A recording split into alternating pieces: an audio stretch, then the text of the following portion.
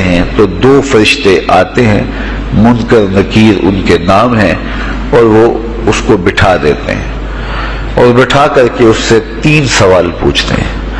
پہلا سوال یہ ہوتا ہے من ربک، تیرا رب کون ہے؟ اب کوئی مانے یا نہ مانے، رب تو سب کا اللہ ہی ہے۔ اگر کوئی انکار بھی کرے تو اس کے باوجود اس کا رب کون ہے؟ اس کا رب اللہ ہے۔ تو دنیا کے اوپر کوئی اقرار کرے یا انکار کرے، لیکن نفس الامر میں حقیقت میں اس کا رب اللہ ہی ہے۔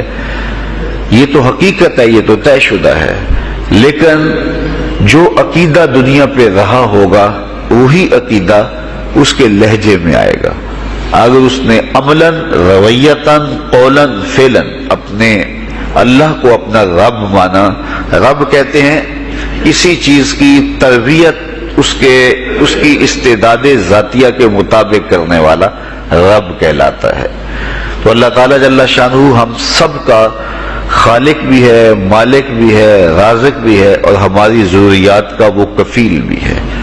وہ ہمارا رب ہے، اور صرف ہمارا رب ہی نہیں ہے، رب العالمین ہے، پورے جہانوں کا رب ہے، پوری کائنات کا رب ہے۔ خالق بھی سب کا وہی ہے اور رب بھی سب کا وہی ہے۔ جو اسے مانتا ہے اسے بھی رزق دیتا ہے، جو نہیں مانتا تو اس کے لیے بھی رزق کے دروازے بند نہیں کرتا۔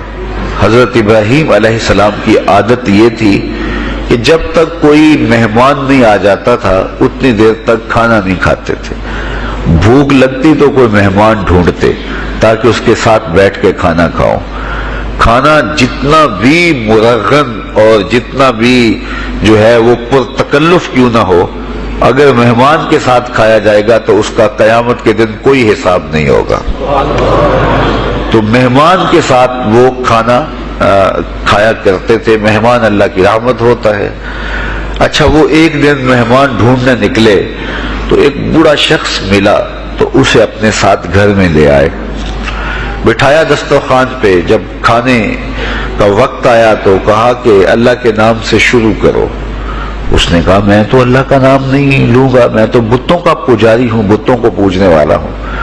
حضرت ابراہیم علیہ السلام نے کہا کہ تیرے ساتھ میرا تعلق کوئی کاروباری، کوئی ذاتی، کوئی اور تو ہے نہیں، میں رب کے لیے ہی تو تجھے کھلا رہا ہوں، اور اگر تو رب کا نام ہی نہیں لے گا تو پھر میرا تیرا رشتہ کیا باقی بچتا ہے؟ اس نے کہا میں چند لقموں کے لیے اپنے بتوں سے بے وفائی نہیں کر سکتا۔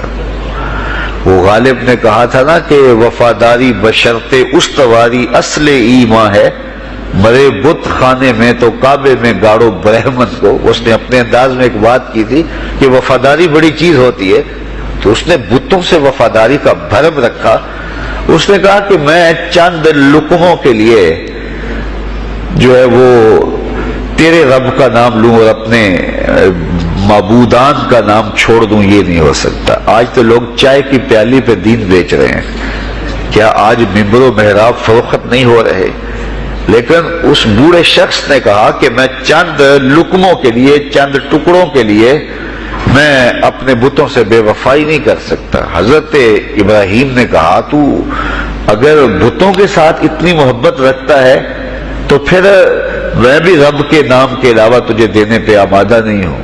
وہ دسترخوان سے اٹھ کے چلا گیا۔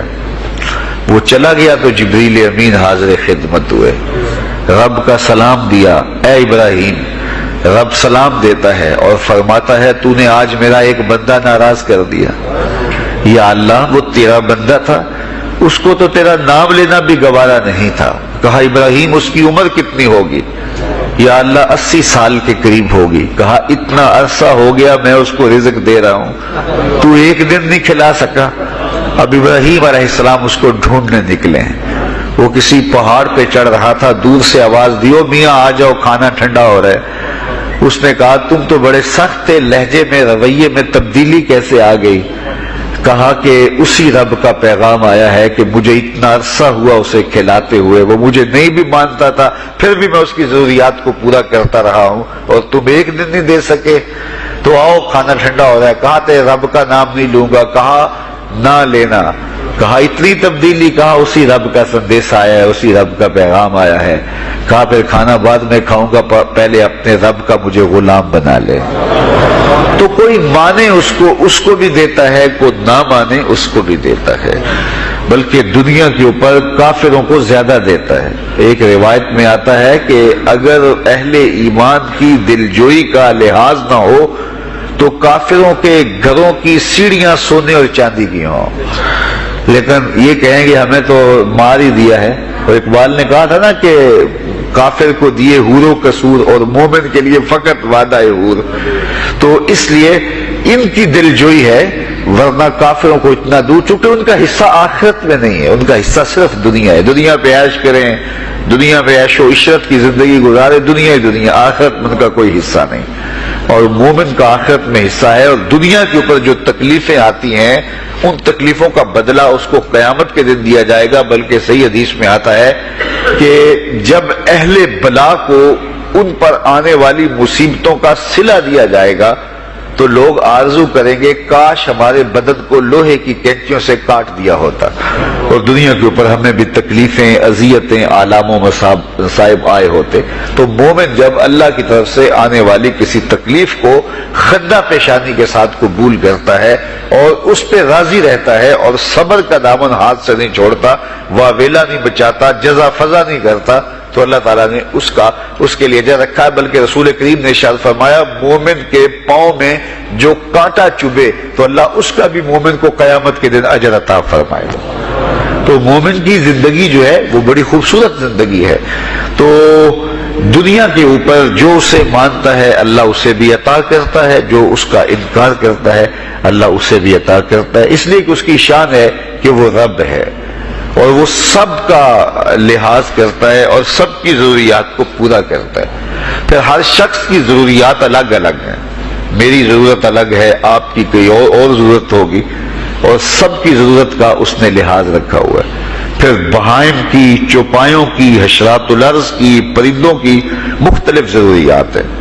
اڑنے والوں پرندوں کی ضروریات الگ ہے، پانی کے جانوروں کی ضروریات الگ ہے، اس طرح حشرات الارض کی ضروریات الگ ہیں اور درندوں کی ضروریات الگ ہیں. یہاں تو ہم ایک آدھ کلو گوشت ہو تو گھر کے سارے افراد اس سے گزارا کر لیتے ہیں، لیکن شیر کو اور چیتے کو جو ہے وہ منوں کے حساب سے روزانہ چاہیے.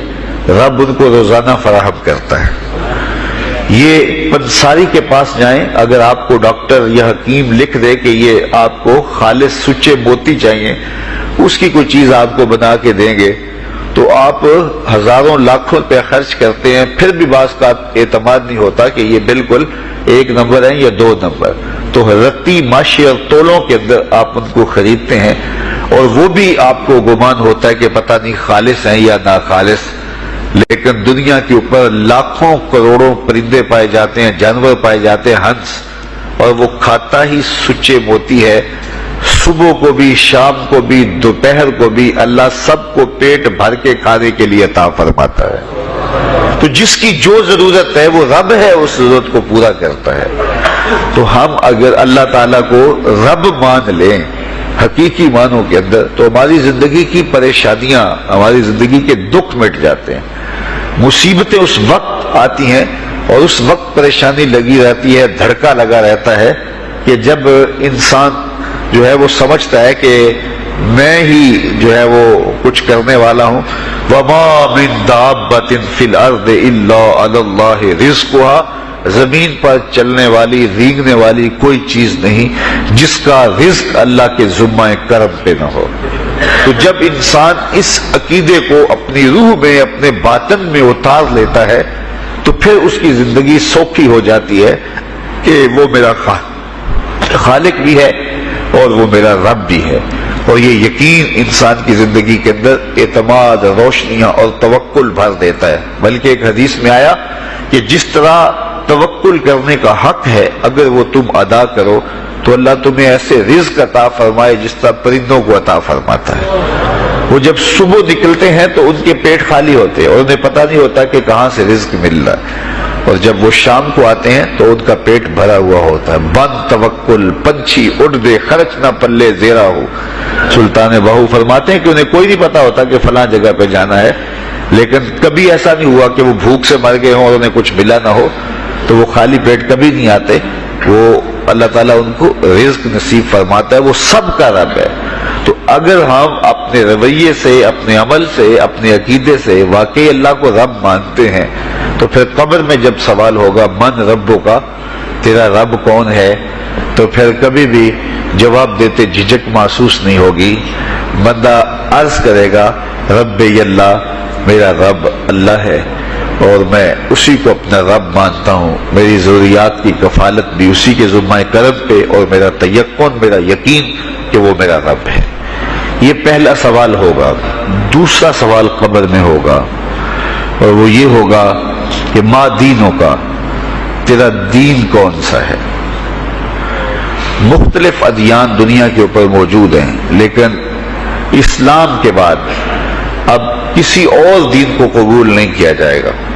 ارشاد فرمایا کہ اللہ تعالیٰ اسلام کے علاوہ کسی اور دین کو قبول نہیں کرے گا. تو یہ اگر میں اپنے عمل سے، اپنے رویے سے، اپنے طرز زندگی سے، اپنے انداز معاشرت سے اسلام کو اپنے اوپر غالب کر لیا تو پھر قبر میں جواب دیتے ہوئے کوئی جھجک محسوس نہیں ہوگی. بندہ عرض کرے گا کہ دینی الاسلام، میرا دین اسلام ہے، میرا طرز زندگی، میرا انداز معاشرت، میرا سبھی کچھ اسلام کی مطابقت میں تھا اور میں اسی کو اپنا دین مانتا ہوں. صرف زبان سے نہیں، اپنے رویے سے بھی، اپنے طرز زندگی سے بھی، اپنے انداز معاشرت سے بھی. تو یہ جو ہم اسلام کے دائرے میں داخل ہوتے ہیں اور ہم اپنے دین کو اسلام قرار دیتے ہیں تو دین انسان کی زندگی کے تمام شعبوں پر حاوی ہوتا ہے اور اس کا طرز زندگی، اس کا انداز معاشرت اس کی مطابقت میں ہونا چاہیے. تو قبر میں یہ سوال پوچھا جائے گا کہ تیرا دین کیا ہے، باوجود کہ اللہ تعالیٰ جل شانہ کو پتہ ہے کہ اس کا دین کیا تھا، اللہ کو پتہ ہے کہ یہ کس کو رب مانتا تھا، لیکن قبر میں یہ سارا سلسلہ ہوگا. اور صحیح احادیث کے اندر ان سوالوں کا تذکر آیا ہے کہ یہ سوال پوچھے جائیں گے کہ تیرا دین کیا ہے. اب اس نے اگر اپنا طرز زندگی، اپنا انداز معاشرت اسلام کی مطابقت میں رکھا ہوگا اور دین کو اس نے دین سمجھا ہوگا، اسلام کو ہی اپنا دین، عملاً، رویتاً، ہر خوشی غمی کے موقع پہ اس نے اسلام کو ہی ترجیح دی ہوگی، تو پھر اس کو کوئی جھجک نہیں ہوگی جواب دیتے ہوئے کہ میرا دین اسلام ہے. میرے شب و روز، میری زندگی کے نشیب و فراز، میری زندگی کی گوشہ جو ہے وہ اسلام کی مطابقت میں گزرتا تھا. تو پھر وہ سیدھا سیدھا جواب دے گا دینی الاسلام. اس لیے ہمیں اس سوال کی تیاری بھی کرنی چاہیے کہ ہماری نجی زندگی ہو یا ہماری اجتماعی زندگی ہو، ہماری گھریلو زندگی ہو یا ہماری معاشرتی زندگی ہو، ہماری ذاتی زندگی ہو یا ہماری سیاسی زندگی ہو، ہماری جس طرح کی بھی زندگی کے جو بھی شعبہ جات ہے، سب میں ہم دین کو غالب کریں. ہم صرف مسلح کے مسلمان نہ بنیں کہ 5 نمازیں پڑھ لی اور ہم کہتے ہیں مسلمان ہیں، روزے رکھ لیے، تراویح پڑھ لی اور ہم نے جو ہے وہ زکوٰۃ دے دی اور حج کر لیا، تو اس سے ہم مطمئن ہو گئے کہ ہم مسلمان ہیں. اسلام ایک مکمل اور اکمل اور کامل ضابطہ حیات ہے، اپنے ماننے والوں کو زندگی گزارنے کا پورا اسلوب اور مکمل کامل رہنمائی دیتا ہے. ہم نے ہمسایوں کے ساتھ سلوک کیسے کرنا ہے یہ ہمیں اسلام بتاتا ہے. ہم نے بیوی کے ساتھ سلوک کیا کرنا ہے یہ ہمیں اسلام بتاتا ہے. اولاد کی تربیت کیسے کرنی ہے اسلام کی واضح تعلیمات ہے. ہم نے سفر کرنا ہے تو انداز سفر کیا ہونا چاہیے اسلام نے ہمیں بتایا. کاروبار کرنا ہے تو ہم جو ہے وہ کیا کاروبار کو مارکیٹ سے سیکھیں گے یا اللہ اس کے رسول سے سیکھیں گے، تو ہمیں اللہ اس کے رسول نے واضح 2 ٹوک اور سیدھے سیدھے احکام دیے ہیں کہ تم جب کاروبار کرو تو تم جو ہے وہ اس انداز کے ساتھ کاروبار کرو، کم نہیں تولنا، کم نہیں ناپنا، جھوٹی قسم نہیں کھانی، سود نہیں لینا. تو یہ ساری چیزیں، ملاوٹ نہیں کرنا، ایک ایک چیز جو ہے وہ اسلام نے ہمیں فراہم کی ہوئی ہے. تو پورا دین جو ہے جب ہم اختیار کریں گے، ہمارے رویے، ہمارا طرز زندگی، ہمارا انداز معاشرت جب دین اسلام کے مطابق ہوگا تو قبر میں اس سوال کا جواب دینا ہمارے لیے کوئی مشکل نہیں ہوگا. اور اگر ہمارا طرز زندگی کچھ اور طرح کا ہوگا تو کیا صرف یہ کہہ دے کہ ہم مسلمان ہیں؟ یہ تو پھر ایک کافر بھی کہہ سکتا ہے کہ میرا دین اسلام ہے، ایک منافق بھی کہہ سکتا ہے کہ میرا دین اسلام ہے. لیکن ایسا نہیں ہوگا. جو ہماری کیفیت قلب ہوگی قبر میں اس کا جواب اس کی مطابقت میں آئے گا. وہاں یہ دنیا کے معاملے یا دنیا کی یادداشتیں نہیں ہوگی، وہاں کیفیت قلب کے مطابق جواب دیا جائے گا. یہ کافر جواب نہیں دے سکے گا کہ میرا رب اللہ ہے، کیونکہ وہ عمل سے، رویے سے اس کو اپنا رب نہیں مانتا ہے. تو حقیقتاً تو اس کا رب اللہ ہے، لیکن وہ یہ جواب نہیں دے پائے گا. اسی طرح جو شخص اپنے طرز زندگی کے اندر اسلام کو داخل نہیں کر چکا ہے اور اسلام کو اس نے اپنا ہادی رہنما نہیں بنایا ہے، تو وہ قبر میں اس سوال کا جواب کیسے دے سکے گا کہ میرا دین اسلام ہے، چونکہ اس کا رویہ، اس کا طرز زندگی اور اس کا انداز معاشرت ایسا نہیں رہا ہوگا. اس لیے ہمیں اپنی زندگی کے شب و روز کو اسلامی تعلیمات کے سانچے میں مکمل اور کامل طور پہ ڈھالنا ہوگا، تاکہ جب قبر میں سوال ہو تو ہم جواب دے سکیں کہ ہمارا دین اسلام ہے. تیسرا سوال جس پہ فیصلہ ہو جائے گا اور اس کے بعد قبر میں یا جنت کا دروازہ کھول دیا جائے گا یا جہنم کی کھڑکی کھول دی جائے گی. وہ سوال تیسرا کیا ہوگا؟ اور وہ سوال بھی عقیدے کا ہے، بلکہ بخاری شریف کی ایک روایت کے مطابق 3 سوال نہیں ہوں گے، ایک ہی سوال ہوگا، اور وہ یہ تیسرا سوال ہوگا. فرشتے پھر پوچھیں گے حضور علیہ الصلوۃ والسلام کے روضہ دور سے اور قبر کے درمیان سے پردے ہٹا دیے جائیں گے اور رسول کریم صلی اللہ علیہ وسلم سامنے ہوں گے، اور فرشتہ حضور کی طرف اشارہ کر کے کہے گا ما کنت تقول فی ھذا الرجل، ان کے بارے میں زندگی میں کیا کہا کرتا تھا. یہاں یہ نہیں ہے کہ تو نے کیا کہا تھا یا اب کیا کہتا ہے. جب مضارع کے اوپر کانا یا جو ہے وہ کانا کے مشتقات داخل ہوں تو پھر وہ ماضی استمراری کا جو ہے وہ معنی دیتا ہے. تو ما کنت تقول کا معنی یہ ہے کہ تو کیا کہا کرتا تھا، تیرا لہجہ کیا تھا، تیری زبان کیا تھی، ان کے بارے میں تیری رائے کیا تھی، تو کیا بولا کرتا تھا، کیا کہا کرتا تھا. تو یہ حضور علیہ الصلوۃ والسلام سامنے ہوں گے اور یہ سوال پوچھا جائے گا. اب ابو جہل سے پوچھا جائے گا ما کنت تقول فی ھذا الرجل، تو وہ کہے گا ہے ہاتھ لا ادری، ہائے افسوس میں نہیں جانتا یہ ہیں کون. ابو لہب سے پوچھا جائے گا، وہ کہے گا ہے ہاتھ لا ادری، ہائے افسوس میں نہیں جانتا یہ کون ہے. اچھا جانتا نہیں تو پتھر کس کو مارتا تھا، جانتا نہیں تو گڑے کس کی راہوں میں کھدواتا تھا، جانتا نہیں تو اوجریاں کس کے اوپر ڈلوایا کرتا تھا. آنکھیں پھاڑ پھاڑ کے تو ساری زندگی دیکھتا رہا، لیکن آج ابو جہل قبر میں اترا، حضور کی صورت نورانی سامنے ہے اور پوچھا گیا کہ یہ کون ہے، یہ نورانی چہرے والے کون ہیں؟ تو ابو جہل کہتا ہے ہائے افسوس میں نہیں جانتا یہ کون ہے. اچھا جانتا نہیں تو پھر پتھر کس کو مارتا تھا؟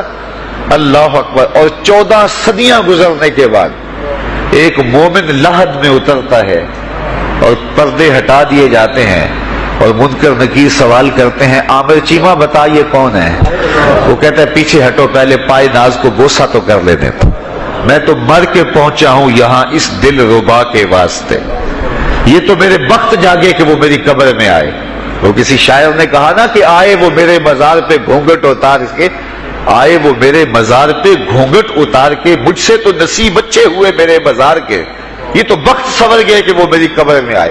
شیخ عبدالحق محدث دہلوی علیہ رحمہ لکھتے ہیں کہ جب سے یہ سنا ہے کہ قبر میں حضور آئیں گے، پتہ نہیں موت کہاں مر گئی ہے، جی چاہتا ہے زندہ ہی قبر میں چلے جائیں. تو وہ کہے گا پہلے مجھے پائے ناز کو بوسہ تو کر لینے دو، میں تو زندگی کے بھر میں انتظار ان کا کرتا رہا اور ان کے بارے میں پوچھ رہے ہو یہ کون ہے. ساری زندگی پیر مہر علی شاہ نقشہ بتاتے رہے، مکھ چند بدر شاہ شانی ہے، متھے چمک دی لاٹ نورانی ہے، کالی زلف تے اکھ مستانی ہے، مخمور رکھی ہند مد بھریاں. تو وہ فوراً جواب دیتا ہے یہ تو وہی میرے آقا و مولا ہیں جن کے لیے ساری زندگی تڑپتا رہا اور ان کی زیارت کی آرزوئیں اور تمنائیں کرتا رہا. اچھا ابو جہل ساری زندگی دیکھتا رہا تو وہ تو جواب نہیں دے پائے گا، وہ کہتا ہائے افسوس میں نہیں پہچانتا یہ کون ہے، ہاتھ لا ادری، مجھے نہیں پتا۔ اور 14 صدیاں گزرنے کے بعد ایک مومن لحد میں اترتا ہے تو وہ فوراً کہتا ہے یہ تو وہی ہیں جن کے لیے زندگی گزار آیا ہوں۔ تو جس نے دیکھا تھا وہ پہچان نہیں سکتا، اور صدیوں بعد جو دنیا کے اوپر آیا وہ فوراً پہچان بھی رہا ہے اور پائے ناز کو غصے بھی کر رہا ہے۔ تو پھر اس کا کیا جواب ہوگا؟ تو اس کا جواب علامہ اقبال علیہ رحمہ نے دیا۔ وہ کہتے ہیں قبر میں یہ جو آنکھیں ہیں ان میں تو مٹی پڑی ہوگی، یہ تو بند ہوگی، دل کی آنکھیں کھلی ہوں گی۔ ابو جہل نے ان آنکھوں سے دیکھا تھا، یہ آنکھیں تو اب کھلی نہیں ہیں، تو ان سے وہ کیسے پہچانے گا؟ اور دل کی آنکھوں نے حضور کو دیکھا ہی نہیں تھا۔ اور یہ صدیوں گزرنے کے بعد جو مومن لحد میں اترتا ہے اس کی گو ان آنکھوں نے نہیں دیکھا تھا، لیکن در دل مسلم مقام مصطفیٰ، مومن کے دل کے ڈیرے کے اندر مومن کے دل میں حضور ہی بستے ہیں، اس لیے اس کی آنکھوں نے، دل کی آنکھوں نے حضور کو دیکھا اور پہچان لیا، اس لیے کہ دل کی آنکھوں نے حضور پہلے بھی دیکھے ہوئے تھے اور دل آرزو میں مچلتا رہا، اس لیے دل کو پہچاننے میں دیر نہیں لگی۔ تو وہاں یہ آنکھ نہیں پہچانے گی، یہ آنکھ پہچانے گی۔ اس لیے اقبال نے دوسرے مقام پہ کہا دل بینا بھی کر طلب خدا سے کہ آنکھ کا نور دل کا نور نہیں۔ آنکھ کا نور اور ہے، دل کا نور اور ہے۔ تو اگر کوئی شخص دنیا کے اوپر دل کے نور سے بے بہرا رہا، قیامت کے دن یہ آنکھیں اسے فائدہ نہیں دے گی، بلکہ اللہ تعالیٰ نے خود قرآن مجید میں ایک مقام پہ فرمایا من کان فی ہذہ اعمی فہو فی الآخرۃ اعمی واضل سبیلا، جو اس دنیا میں اندھا رہا کل قیامت کے دن بھی نابینا اٹھایا جائے گا۔ اس سے ان آنکھوں کی بے نوری قطعاً مراد نہیں، کسی مفسر نے نہیں لکھا، بلکہ وہ تو واضح حدیث میں آتا ہے جو دنیا میں ان دو محبوب چیزوں سے آزمایا گیا، اللہ تعالیٰ قیامت کے دن اسے صلہ عطا فرمائے گا۔ یہ جو دنیا کے اوپر نابینا ہوتے ہیں، نابینا ہو جاتے ہیں یا پیدائشی نابینا ہوتے ہیں، تو یہ دنیا کی لذتوں سے اور دنیا کے نفعوں سے لطف اندوز نہیں ہو پاتے۔ یہ بہت بڑی آزمائش ہے، جہان اندھیر ہوتا ہے ان کے لیے، لیکن قیامت کے دن اللہ تعالیٰ اس کا بہتر صلہ ان کو عطا فرمائے گا جو دو ان محبوب چیزوں سے آزمایا گیا۔ تو اگر وہ دنیا پہ اندھا تھا حقیقی طور پہ اور قیامت کے دن بھی اندھا اٹھایا جائے گا، یہ تو پھر مناسب نہیں ہوگا۔ تو یہ جو قرآن نے کہا جو دنیا میں اندھا رہا وہ قیامت میں بھی اندھا اٹھایا جائے گا، تو اس سے ان آنکھوں کی بے نوری قطعاً مراد نہیں ہے، اس سے دل کی بے نوری مراد ہے۔ تو دل اگر بینا ہوا، دل اگر روشن ہوا، تو پھر قبر کے اندر بھی دل دے دیوے دی روشنائی جاوے وچ زمینہ، تو پھر وہ معرفت رسول کا سبب ہوگا دل کا اجالا، اور پھر حشر کے اندر بھی جو ہے وہ دل کی آنکھیں روشن ہوں گی۔ تو جس نے اپنے قلب کو نور معرفت سے، نور ایمان سے اور نور محبت سے منور نہیں کیا ہے، تو وہ قبر کے اندر، حشر کے اندر نابینا ہی اٹھایا جائے گا، اور یہ قرآن کی صریح نص ہے۔ تو اب ابو جہل نے ان آنکھوں سے دیکھا ہے، لیکن جب سوال ہوتا ہے بتاؤ یہ کون ہے، تو وہ کہتے ہیں ہے ہاتھ لا ادری، افسوس میں نہیں جانتا۔ اور صدیاں گزرنے کے بعد ایک مومن لحد میں اترتا ہے، ظاہری ملاقات بھی نہیں ہے، جب اس سے پوچھا جاتا ہے یہ کون ہے، تو وہ کہتا ہوا محمد صلی اللہ علیہ وسلم، یہ تو وہی آقا ہے جن کے لیے ساری زندگی، جن کے تذکروں کی خوشبو سونگھتا رہا ہوں، تو مجھے تو جو ہے وہ ان کے پائے ناز کو بوسہ کر لینے دو۔ تو بتاؤ اس کے دل کی آنکھوں نے حضور کی معرفت حاصل کی اور حضور کو پہچان لیا، تو دل بینا بھی کر طلب خدا سے کہ آنکھ کا نور دل کا نور نہیں۔ تو حضور علیہ الصلوۃ والسلام کے حوالے سے جب سوال ہوگا، اگر اس سوال کا جواب نہیں آیا تو پھر جہنم کی کھڑکی کھول دی جائے گی، اور اگر اس سوال کا جواب آیا تو پھر جنت کے دروازے کشادہ کر دیے جائیں گے، اور جنت کی ٹھنڈی ہوائیں اس کی قبر میں آ جائیں گی، بلکہ حدیث میں آتا اسے کہا جائے گا کہ نم